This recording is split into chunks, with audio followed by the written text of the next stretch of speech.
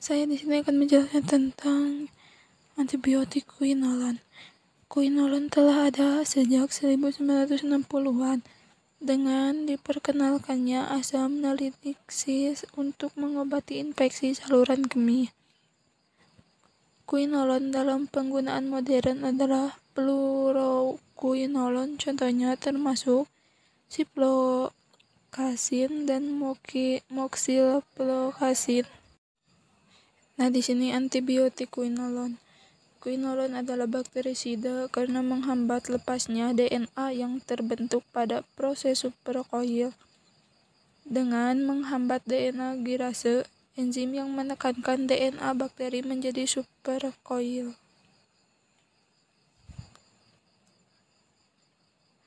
Agen antibakteri spektrum luas digunakan untuk mengobati berbagai infeksi gram positif dan gram negatif.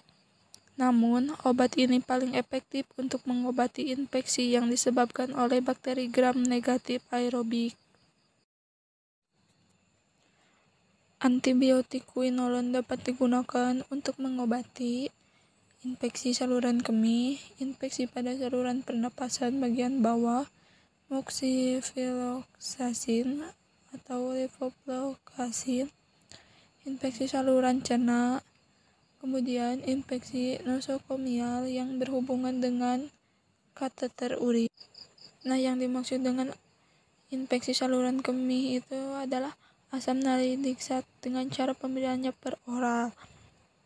Asam nalidiksat diserap baik melalui saluran cerna tetapi diekskresi dengan cepat melalui ginjal. Nah, selanjutnya infeksi pada saluran pernapasan atau yang disebut juga dengan ciprofloxacin. Ini juga sama absorpsinya oral tablet. Nah, selanjutnya ada antibiotik quinolone yang bisa diserap seperti ciprofloxacin, moxifloxacin, levofloxacin,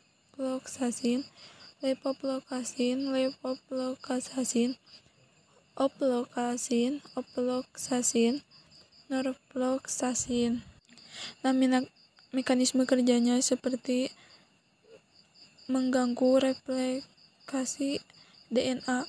Lebih khusus lagi, bekerja dengan menghambat gairase DNA atau topoisomerase 4, menghambat replikasi DNA dan proses transkripsi.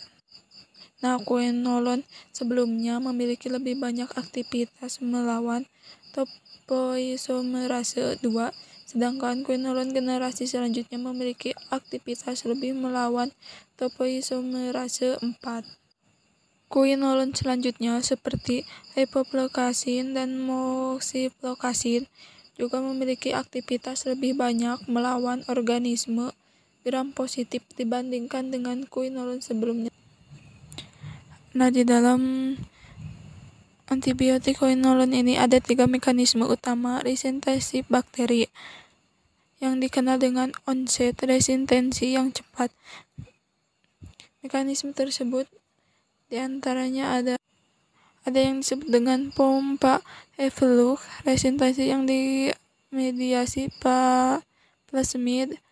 Kemudian ada mutasi pada DNA gairase topoisomerase 4. Karena resiko berkembangnya resistensi yang cepat, quinolone sering digunakan sebagai pengobat lini kedua dan ketiga untuk berbagai jenis infeksi. Nah, jadi mekanisme kerja quinolone ini berkaitan dengan bagian non-konvalen dan enzim gairase dan topoisomerase 4 di tempat terjadinya ligasi aktif DNA, berintegrasi dengan protein dan memposisikan diri di antara pita DNA yang sudah terbelah. 2 molekul quinolone menempel pada masing-masing sisi pita DNA yang sudah terbelah, sehingga mencegah terjadinya ligasi dan replikasi DNA. Quinolone di saat bersamaan juga meningkatkan konsentrasi enzim gairase dan topoisomerase 4. racun, topoisomerase, dan menjadi hambatan fisik terjadinya ligasi DNA. Hal ini menyebabkan terjadinya pembelahan DNA yang terus-menerus tanpa adanya replikasi dan transkripsi DNA, yang akhirnya berujung pada kerusakan kromosom permanen. Kerusakan kromosom ini akan menginisiasi respon darurat dan jalur perbaikan DNA. Apabila mekanisme perbaikan DNA ini tidak berhasil, maka terjadi kematian sel. Nah, antibiotik quinolone harus digunakan dengan hati-hati pada pasien epileptis atau pada pasien dengan peningkatan risiko kejang.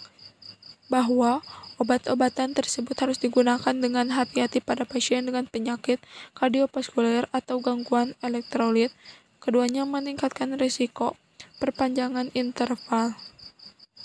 Karena quinolone berinteraksi dengan ion multivalen, misalnya ion magnesium atau aluminium yang ada dalam antasida atau obat lain.